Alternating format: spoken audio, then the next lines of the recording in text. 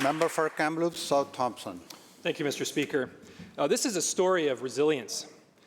Unless you've lived through a wildfire, you have no idea what it's like to experience losing everything. These are words shared by dozens of families who lost their homes due to the White Rock Lake wildfire this summer. I have huge respect and gratitude for the residents of Monty Lake and Paxton Valley who this past August stepped up for each other amid tragedy. And they did so because of the love they have for their community.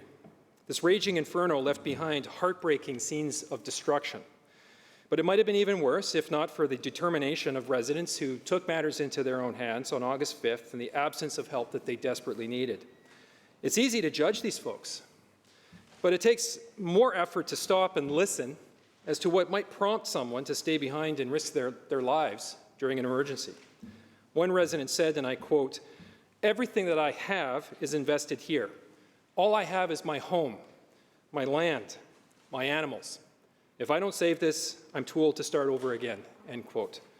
Another neighbor added, "There's times you have to stand up and do it yourself, especially when nobody else is there to help you," end quote. These honest, hardworking, decent folks continue to forge on as best they can, helping one another with housing, food, even hay for their animals. Some are multi-generational families that built these communities and even contributed to building our province, while other more recent arrivals are continuing the tradition of supporting their community here and now.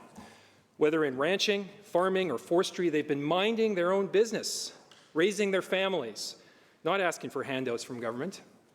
But, Mr. Speaker, they need help today.